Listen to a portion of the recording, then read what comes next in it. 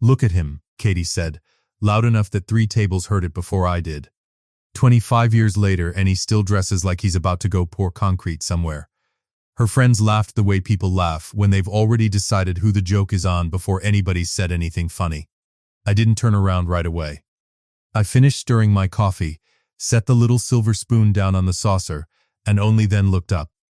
The ballroom was doing what reunion ballrooms always do. Low chandelier light, a jazz trio working through something soft near the bar, name tags with faded yearbook photos that made everyone look faintly like strangers wearing their own faces from 25 years ago. I'd been in the room maybe 10 minutes, long enough to shake 4 hands, hug Angela twice, before Katie found me. She'd always had a gift for finding the exact moment a room was listening. "Katie," I said. "Even, not cold, just even." "Peter," she said back, drawing the word out like she was testing whether it still had the same weight it used to. She looked good, she always did, but there was something new in the way she held herself, a kind of practiced confidence I didn't remember from before. "You didn't RSVP. Half of us weren't sure you'd show." "Wasn't sure myself for a while," I admitted. "Still doing the construction thing?" she asked, glancing at my plain suit, my plain watch. Like she was cataloging evidence for a case she'd already decided the verdict on. "Still doing the construction thing," I said, which was true, in the same way that saying a river is still doing the water thing is true. "My name is Peter Rush. I'm 43 years old, and if you'd asked me 8 years ago what I thought tonight would look like, standing in a hotel ballroom in downtown Atlanta at my 25th high school reunion, I would not have guessed any of it.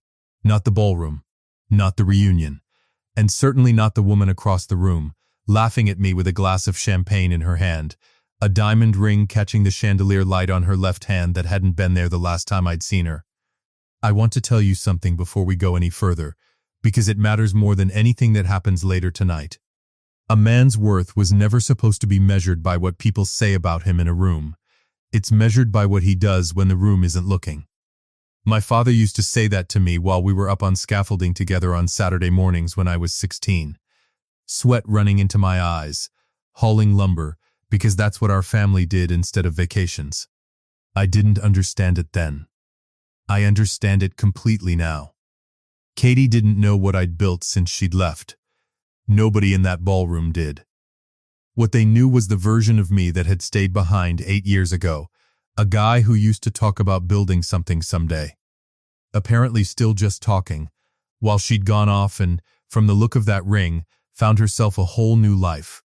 There was a man standing close beside her, in a suit that fit him the way an expensive suit fits someone who bought it to impress people, rather than because it was comfortable. His name, I'd learned soon enough, was Andy Davis. What I noticed first wasn't his face. It was his eyes, and where they kept landing. Not on mine.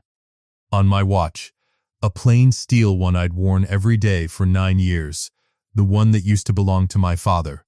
He wasn't admiring it. He was doing math with it, the way a man does when he's sizing up whether you're worth his time. Before we go further, I want you to sit with something my grandmother used to say to me on the porch of her house in East Point, rocking in a chair that had been creaking since before I was born.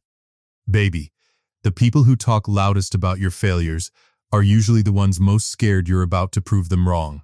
She raised 6 children on a school cafeteria salary and never once, in 81 years, raised her voice at another human being that I ever witnessed. She used to say patience wasn't the same thing as doing nothing. It was doing everything, quietly, while the people around you assumed you were doing nothing at all. She was right about almost everything. She was right about this too. Let me take you back a little, because that's really where this story begins, not in the ballroom, but in a much quieter place. Welcome back to Sweet Family Revenge. Grab your snacks, get comfortable, and remember, the people in these stories had every chance to behave themselves. They just chose wrong. Drop a comment and be sure to subscribe. You're going to love it here. 20 minutes before Katie found me, Angela had pulled me aside near the check-in table, wine glass already in hand, giving me the same look she'd been giving me for weeks. "You made it," she said. "I half expected you to bail in the parking lot." "Considered it," I admitted. "Sat out there for a solid 10 minutes. And? And I figured a grown man shouldn't need a pep talk to walk into a hotel ballroom, I said, which made her laugh, because we both knew that was exactly what I'd needed. Angela had been the one pushing me toward the reunion for weeks. We'd known each other since middle school, and she had zero patience for my avoidance. "You've spent 8 years quietly rebuilding your whole life, Peter," she'd told me over the phone the week before. "Go to that reunion. Not to prove anything, just to close a door you never actually shut." I'd almost said no more than once. I had a good, quiet life by then, a house in a neighborhood full of oak trees, a wife who loved me steadily and without conditions, work that actually mattered to the city I grew up in. I didn't need Katie's approval, or anybody else's from that gymnasium 25 years ago, to know who I was. But something in me wanted to walk back into that room one time, not as the man who'd left broken, but simply as myself. Angela had squeezed my arm once, right before she drifted off toward some old classmates near the photo booth, and said the thing she always says before she leaves me to fend for myself in a crowded room. "Just be yourself." That's always been more than enough, even when you didn't believe it. I was still turning that over in my mind, wine in hand, when Katie found me. We met at 19, both of us working summer shifts at a hardware store off Cascade Road, her at the register, me hauling lumber in the back lot in 95-degree heat. She used to sneak me a cold soda from the break room fridge when the manager wasn't looking, and I used to save her the good scraps of trim wood so she could build little birdhouses she sold at a farmer's market on weekends. She had this laugh back then, an honest one, nothing performed about it, and I fell for her somewhere between the third soda and the fifth birdhouse. We dated 2 years before I asked her to marry me. We married at 21, in her aunt's church with maybe 60 people, and a reception in the fellowship hall with folding tables and my mother's sweet tea. We stayed married 14 years, through a genuinely good stretch, and then through a slower unraveling before she left. 14 years is a long time to build something with somebody. It's an even longer time to watch it come apart one quiet disappointment at a time. The first 5 years were good. I mean that honestly. Katie wanted things, a nicer house, a certain kind of life, the validation that comes from other people being impressed by what you've built. There's nothing wrong with wanting things. I wanted things too. But somewhere in our late 20s, the wanting started to curdle into a restlessness that no house, no promotion, no certification program ever quite satisfied. I kept thinking the next thing would finally let her exhale. It never was. Eventually, I understood the exhale she needed had to come from somewhere inside her, and I couldn't reach in and hand it to her no matter how hard I worked. There was the year I sold my grandfather's set of framing tools, the good steel ones I'd used to put myself through my first construction job, to help cover a certification program she wanted badly. I never told her what it cost me. I didn't want her carrying that weight. There was the year I turned down a foreman promotion, 2 states over, better pay, real security, because she didn't want to leave Atlanta while her sister was going through a hard patch. I said yes without hesitating, picked up side work on weekends instead.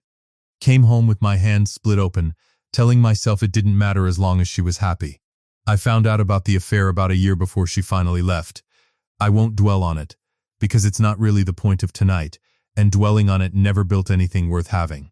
I stayed anyway, because I believed if I was patient enough, steady enough, successful enough, she'd eventually look at what she had and choose it. She didn't. On a Tuesday morning 8 years ago, she packed 2 suitcases and told me she'd already found an apartment. I remember standing in the kitchen doorway watching her zip the second one shut, the house so quiet I could hear my own heartbeat. She didn't cry. I didn't either. Not then. "Say something," she said, pausing at the door. "Drive safe," I said. "Call me when you're settled so I know you got there okay." She left. I didn't chase her down the driveway. I let her go, and I went quiet. Some folks mistake quiet for broken. They are never ever the same thing. About a year after the divorce, Katie took a job in Charlotte and moved 4 hours away. Our daughter Maya was 10 then.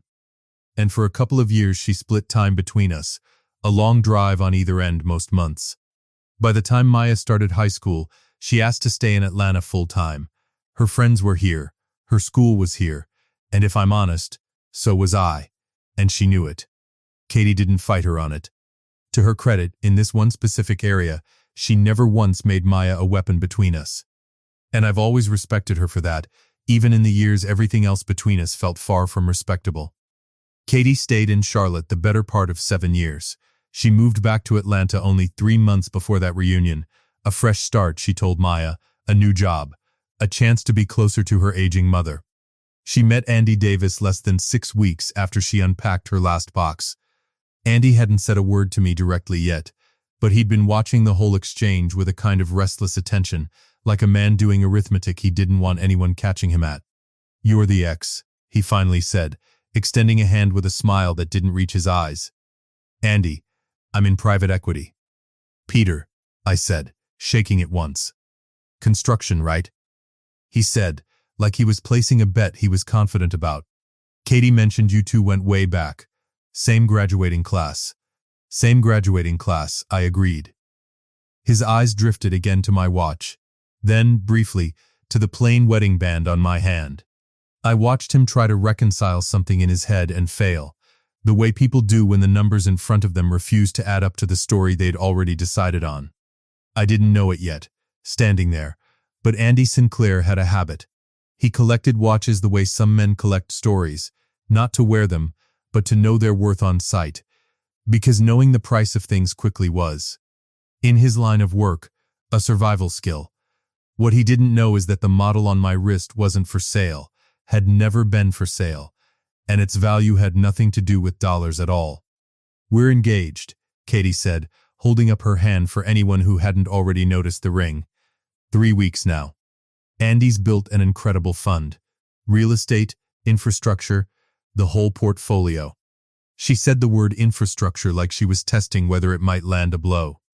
"Congratulations," I said, and meant the part where I hoped she'd finally found something steady, even if some old, tired part of me already had questions about how fast this had all moved. I saw the room shift before I saw her. Conversations dipped by half a register, the way a crowd does when something worth noticing walks in. I turned, and there was Teresa, in a deep emerald dress, hair loose the way she wears it when she's had a long week, and finally gets to exhale, moving through the ballroom like she belonged in every room she'd ever entered. Because she did. She found me easily, she always does, and slid her hand into mine like it was the most natural motion in the world. "Sorry I'm late," she said, kissing my cheek. Client meeting ran long, a woman finalizing her protective order paperwork.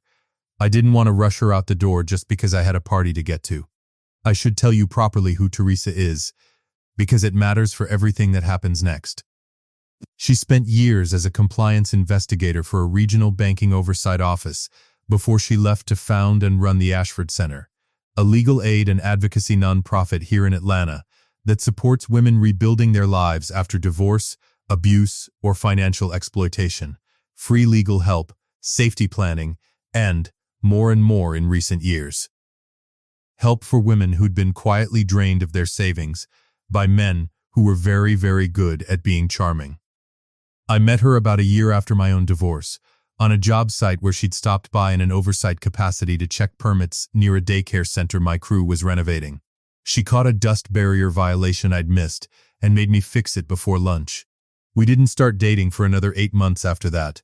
Neither of us was in a hurry, and I've come to believe that was exactly the right pace for two people who'd both been burned by moving too fast toward things that looked right instead of things that actually were. We married 3 years ago. She never once needed me to prove my worth to her. She simply paid attention, the way she'd paid attention to those dust barriers, and decided for herself what she saw. "This is Teresa," I said to Katie and Andy. "My wife." "Peter," Katie said, recovering her composure with visible effort. "You didn't mention your wife was." She paused, searching for a word that wouldn't sound as transparent as it was. "So lovely." "You didn't ask," I said. "Not cruel. Just true."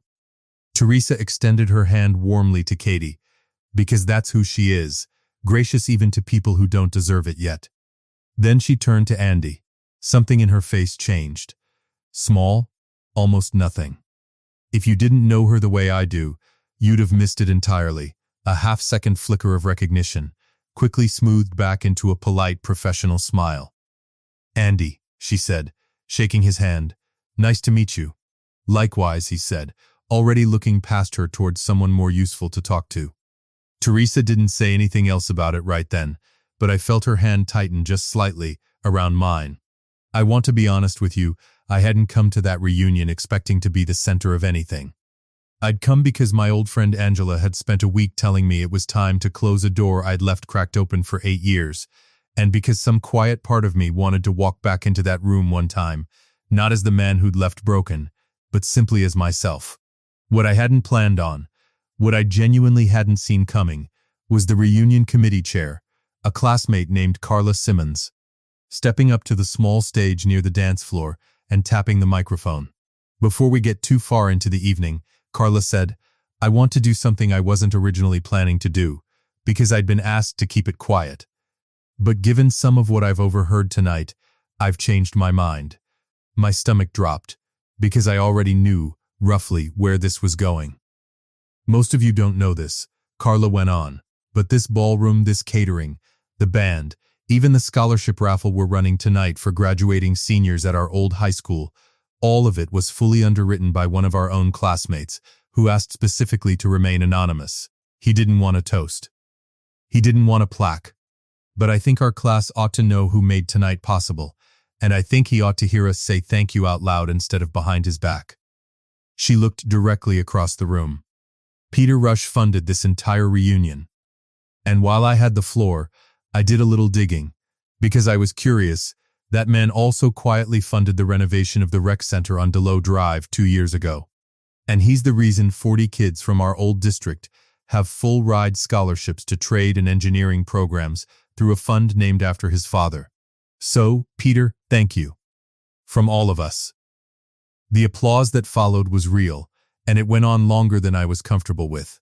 I stood there with my hand raised in something between a wave and surrender, wishing the floor would open up, while 140 former classmates rearranged everything they thought they knew about me in real time. I watched Katie's face very closely in that moment, because I couldn't help it. The color left it slowly, like watching a light dim on a rheostat instead of a switch. Her mouth opened slightly. Nothing came out. Beside her, Andy's expression did something else entirely, a flicker of recalculation, fast and cold, the look of a man realizing he'd been standing next to the wrong target all night. "That's," Katie finally managed, voice small in a way I hadn't heard from her in years. "That's you? All of it?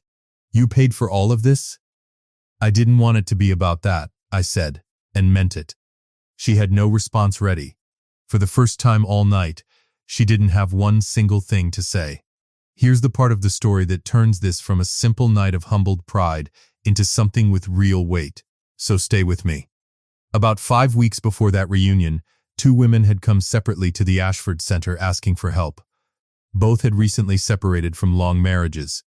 Both had met a charming, well-dressed man within weeks of their divorces finalizing, a man who talked fast about real estate funds and infrastructure plays, who moved the relationship toward engagement almost immediately, and who'd walked away from each of them with a 5-figure investment that simply evaporated the moment anyone asked for paperwork. Neither woman had a full name for him. One knew him as Trey. The other only had a first name and a blurry photo from a restaurant receipt camera a friend had taken as a joke. Teresa had flagged the pattern immediately. It wasn't the first time she'd seen this exact playbook, and she'd already opened a file with a detective she worked with regularly in the financial crimes unit, cross-referencing the description against similar complaints in neighboring counties. What she hadn't had, until that moment on the ballroom floor, was a face. Now she did. She didn't make a scene. She didn't say a word to Katie that night, beyond simple courtesy.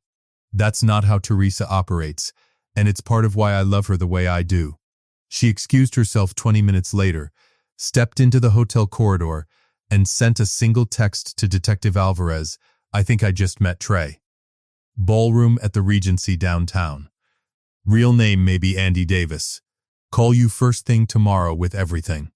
The next morning, Teresa sat at our kitchen table with her laptop, 2 case files, and a legal pad, and worked for 6 hours straight. She pulled the photo from the previous complainant's file, compared it against a picture Angela had quietly taken at the reunion the night before, without anyone noticing, and confirmed what she'd suspected in the corridor.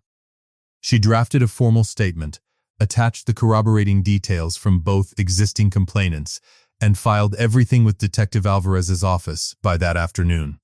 Not out of anything to do with Katie, or me, or the reunion at all, but because it was exactly the work she did every single week for women who had nobody else looking out for them. This isn't about Katie, she told me that evening, and I believed her completely. Because I know her. If it helps her too, fine, but I'd have filed this exact complaint if I'd seen his face at the grocery store. 4 days later, detectives obtained a warrant. They arrested Andy Davis outside his apartment on a Wednesday morning on charges connecting him to at least 3 victims across 2 counties, with investigators saying at the time that they expected the number to grow once his financial records were fully unwound. Katie called me the night of the arrest. And she was furious in a way I hadn't heard from her since the worst days near the end of our marriage. "You couldn't just let me have this one thing," she said, voice shaking. "You had to make sure it went down at your wife's little organization. Y'all have been jealous of me since the second I walked in that ballroom with a ring on my finger, and this is how you handle it? You destroy him?" "Katie, don't," she said. "Don't act like this is some coincidence. Teresa's had it out for me since the day she shook Andy's hand. I saw her face. I didn't argue with her that night. There's a particular kind of hurt that doesn't hear reason yet, no matter how true the reason is, and I've learned the hard way that trying to force it usually just makes the wound angrier. I told her I was sorry she was in pain, and I meant it, and I let the call end there." 2 days after that, Detective Alvarez called Katie directly as part of building the case and walked her through the full file. Bank statements showing the same investment pattern repeated with 4 different women in 18 months, each one within months of a divorce or a death in the family. Each one moved toward engagement inside of 6 weeks. Messages from an entirely separate fiancé in Savannah that Andy had been actively engaged to at the exact same time he'd proposed to Katie, a woman named Sophia who'd been planning a wedding for October. The same month, 300 miles away, entirely unaware Katie existed. Photos of a storage unit full of gifts, watches, jewelry, one still in its box, purchased with money that had come out of other women's divorce settlements, kept, investigators believed, as a kind of rotating inventory to re-gift to whichever woman he was courting next.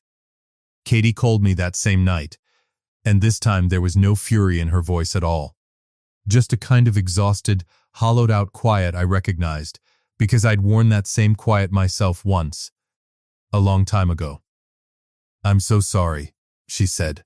"I said terrible things to you and to Teresa, and none of it was true, and I knew it wasn't true even while I was saying it.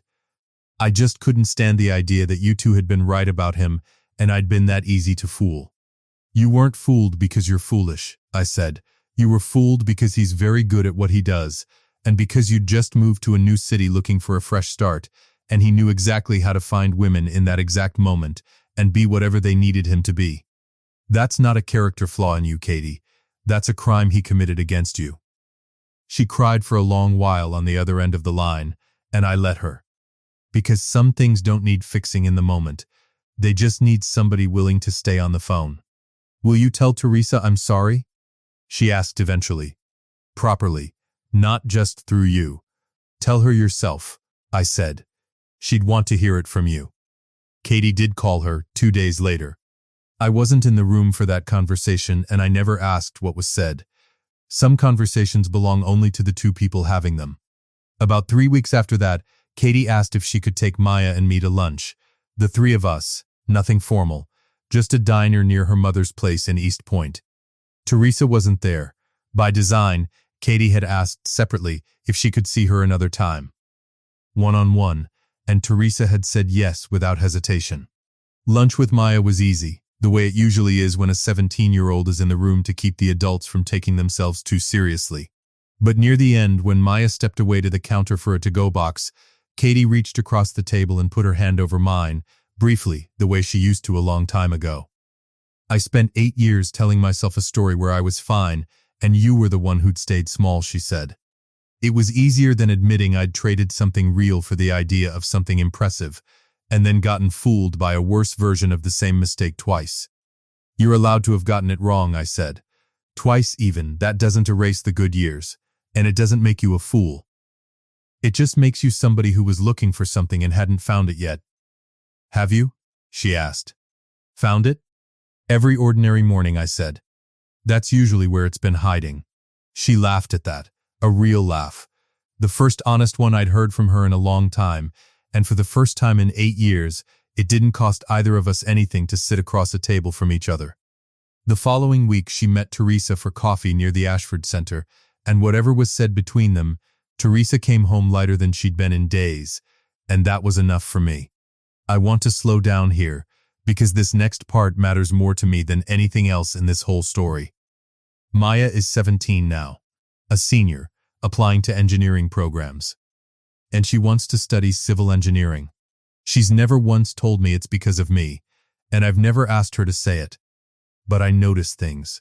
I notice the sketchbook she used to fill with bridge designs when she was 11. I notice that she still asks to come by job sites, just to watch. She'd been the one, oddly enough, who first told me about the scholarship fund working, though she had no idea it was connected to me. About a week after the reunion, she called on a Wednesday evening, mostly to talk about nothing in particular, and near the end mentioned, almost as an afterthought, a scholarship she'd been awarded through something called the Robert Rush Memorial Fund. I looked him up, she said.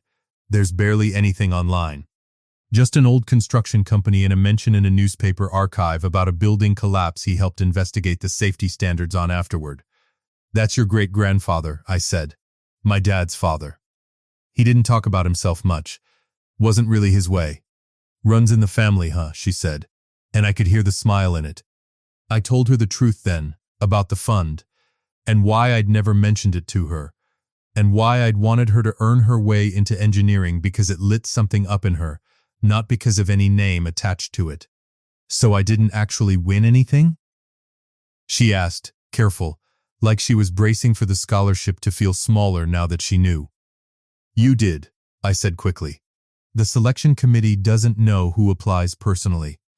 I made sure of that years ago, specifically so this could never happen, so nobody could ever say you got it because of who your father is. Your essay about designing infrastructure that actually serves the neighborhoods it's built in was the strongest one they read. I found out you'd won at the same time you did. I promise you that. She was quiet a moment, a different kind of quiet this time. Okay, she said, softer, that actually means a lot more, knowing that. I want to end this story somewhere quieter than a ballroom, because that's where the truest parts of it actually live. Weeks later, once all of it had finally settled, I stood on our back porch with a cup of coffee, looking out at the oak trees a few blocks over that lead, down toward the park. Atlanta does that particular pale gray in late October, a sky that hasn't decided anything yet. Teresa came out a few minutes later, wrapped in an old cardigan she refuses to replace no matter how many new ones I buy her, and handed me a second cup, even though I still had one going lukewarm in my other hand. A cold cup of coffee, she always says, is just a reminder to slow down, not a mistake to fix. Do you regret it? I asked her. Filing that complaint the moment you got home, on a night that was supposed to just be a party? She thought about it honestly before she answered, because that's who she is. No, she said. I'd have filed it if I'd met him anywhere else, on any other night, attached to any other person. That's not a hard question for me, Peter, it never has been. She leaned her head against my shoulder. The hard part was watching Katie's face while I did it. I know what she is to you, even now. I didn't do it to hurt her. I did it because 3 other women needed somebody to. I know, I said. I've never once doubted that. We stood there a long while, coffee going lukewarm in our hands, watching the wind move slow through the trees. Later that afternoon, I called Angela to thank her for pushing me to go that night. You knew, didn't you? I said, that something like this might happen. I didn't know the details. She laughed. I just knew you were finally ready to stop carrying all of it alone. Then, softer, your grandmother would have been proud of how you handled that room, Peter, calm as still water. She used to tell me patience wasn't the same thing as doing nothing, I said. Most of us take 20 years to understand what our grandmothers said in about 10 seconds, Angela said. And I could hear the smile in it. That's just how wisdom works. It waits for you. This story reminds us that real healing rarely arrives with fireworks. It shows up in small, deliberate choices, made quietly, long before anyone's applauding, and sometimes in the unglamorous, unhesitating work of somebody simply doing their job well, without a single thought for who it might embarrass along the way. Peter didn't win that night, because a room finally found out what he was worth. He won because he'd spent 8 quiet years building a life so steady, it no longer needed a single person's approval to stand up straight on its own, and because he'd chosen, without ever quite planning to, a partner who did the right thing whether or not anybody was clapping for her. Katie didn't lose that night because she got humiliated in front of her old classmates. She lost, for a little while, because she'd gone looking for a fresh start in the arms of the first person who told her exactly what she wanted to hear. What she found afterward: a daughter who still loved her, an ex-husband who didn't gloat, and a woman she'd been ready to call an enemy who'd fought for her, without being asked. Turned out to be worth more than the fresh start ever could have been. That kind of peace is available to all of us. It's just built one ordinary morning at a time. If you liked this story, join our community by hitting that like button and subscribing for more family-centered accounts like this.